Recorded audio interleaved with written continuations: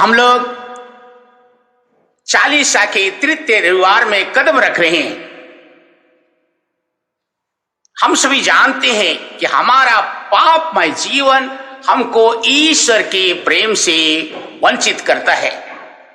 हम यह भी जानते हैं कि हमारा हृदय पवित्र आत्मा का मंदिर है, फिर भी यह दूषित है, कुत्सित है, अपवित्र है। यीशु ख्रीस्त इसे साफ करना चाहते हैं।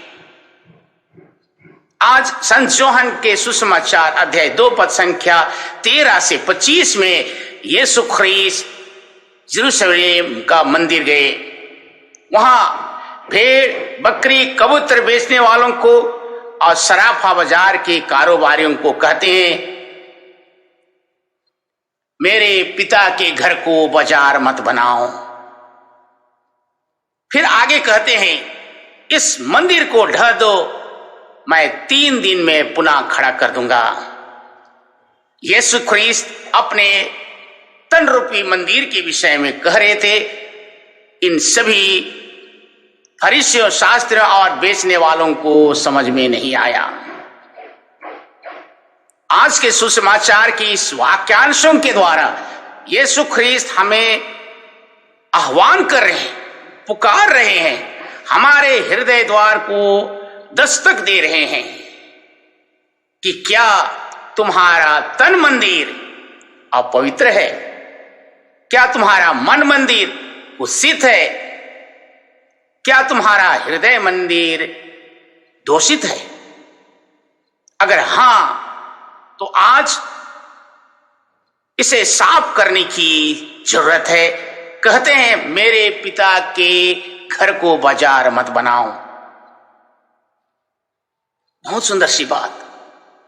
बाजार मनोभाव के कारण ईश्वर का कोई डर नहीं है, ईश्वर के प्रति श्रद्धा और भक्ति नहीं है, और अपने पड़ोसियों के प्रति कोई दया, प्रेम, क्षमा, न्याय, सरोकार, सहानुभूति, सहिष्णुता जैसा कोई चीज नहीं है।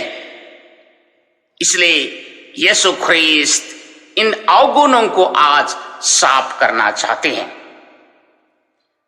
आज के पहले पाठ में निर्गमन ग्रंथ अध्याय 20 पद संख्या 1 से 17 में ईश्वर मूसा को अपनी 10 आज्ञाएं याद कराते हैं। क्यों? इस 10 आज्ञा में 2 पहलू हैं, ईश्वर प्रेम और पड़ोसी प्रेम।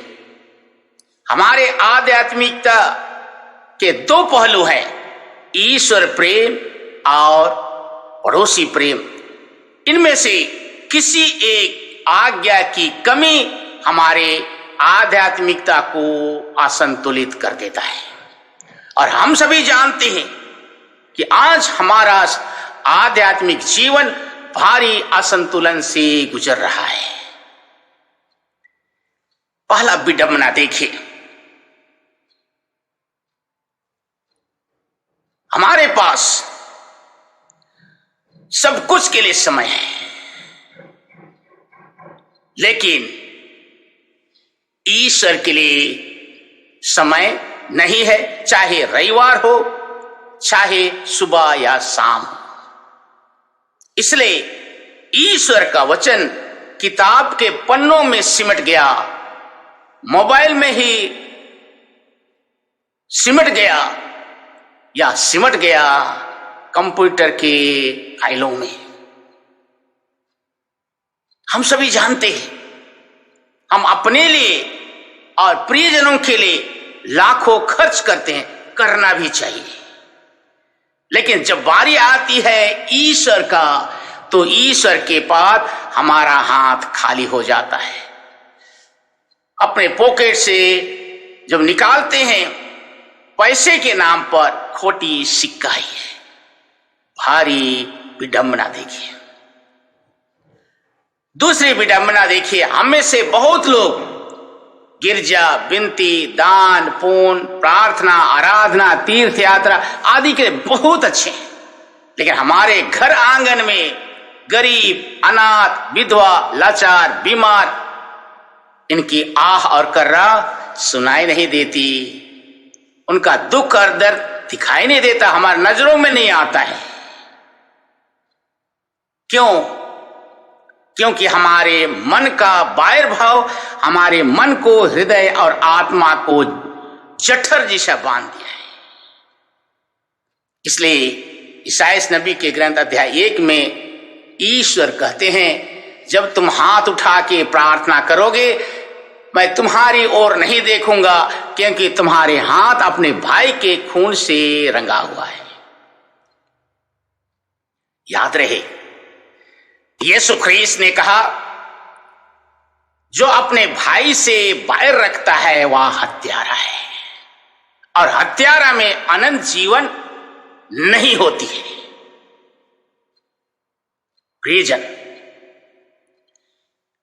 जब हम इन दो विडंबनाओं को ध्यान से देखेंगे तो यह हमारे जीवन को छूता हुआ दिखाई देता है। हम भी अछूते नहीं हैं।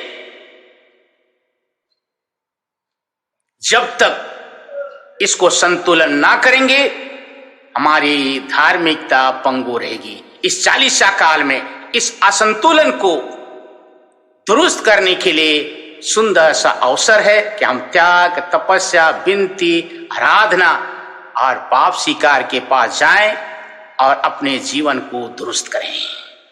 पिता ईश्वर से प्रार्थना करें कि ईश्वर हम प्रत्येक जन को आशीष दे कि हम पश्चाताप करते हुए पाप स्वीकार के लिए घुटने टेकें। आमीन।